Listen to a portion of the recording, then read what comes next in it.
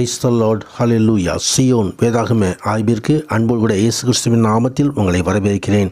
இன்றைய தினத்திலும் யாத்திராகம புஸ்தகம் அதிகாரங்கள் 34 முதல் 36 அதிகாரங்களில் வசனங்களை தியானிக்க சர்வ வல்லமையுள்ள தேவன் தாமே நமக்கு கிருபை பாராட்டுவாராக.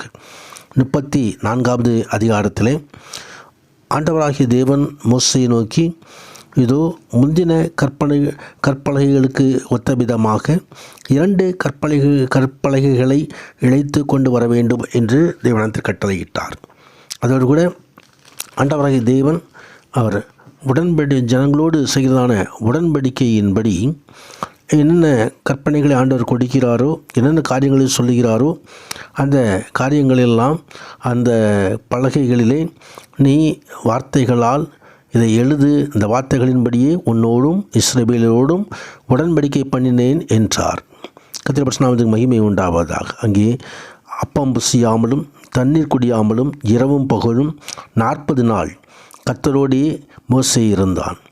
அந்த 10 கற்பனைகளாகிய உடன்படிக்கையின் வார்த்தைகளை பலகைகளிலே எழுதி கொண்டு வந்தான். கர்த்தருடைய பரிசுத்த நாமத்துக்கு மகிமை உண்டாவதாக. மோசே 40 நாட்களுக்கு பிறகு திரும்பி வரும்பொழுது அவனுடைய முகம் பிரகாசித்ததை குறித்து வேதம் தெரிவிக்கிறது. இஸ்ரவேல் ஜனங்கள் அவனை நோக்கி பார்க்கக்கூடாதிருந்தபடியாலே அவன் முக்காடு போட்டு கொண்டான் என்று சொல்லி நாம் வேதத்தில் பார்க்கிறோம்.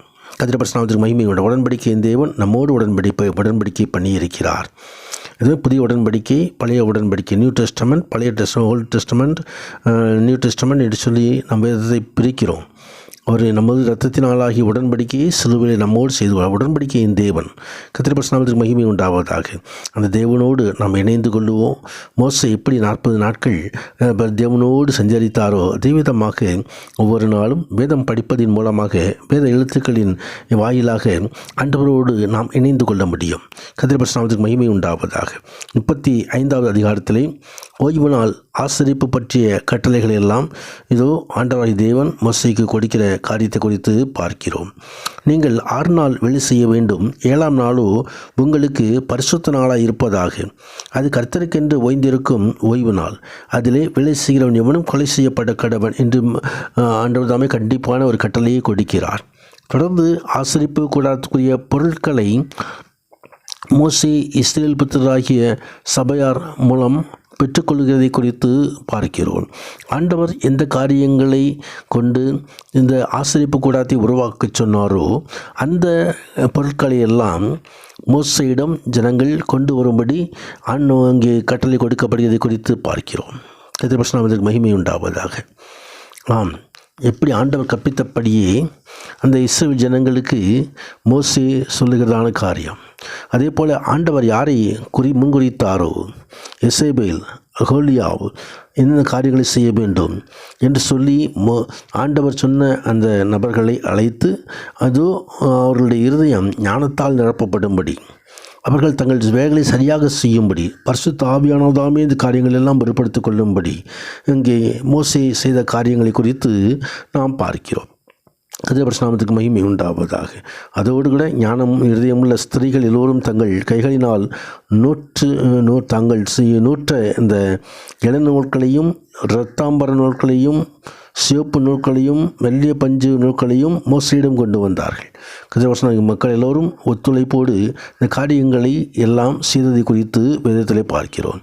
தொடர்ந்து 36வது அதிகாரத்திலும் இதோ பரிசுத்த ஸ்தலத்துக்கு திருப்பணிகளுக்கு அடுத்த சகல வேலைகளையும் கர்த்தர் கற்பித்தபடியெல்லாம் இதோ தேவனால் அழைக்கப்பட்ட பெசேலும் அகோலியாவும் அந்த காரியங்களெல்லாம் சரியாக செய்ததை குறித்து நாம் இங்கே பார்க்க முடியும்.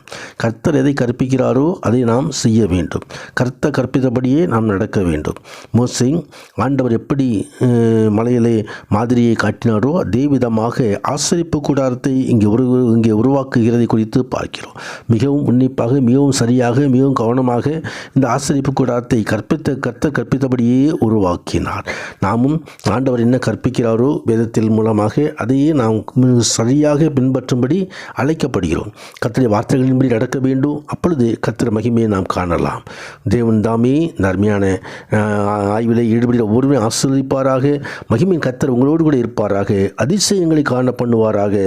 ஆமேன், ஆமேன்.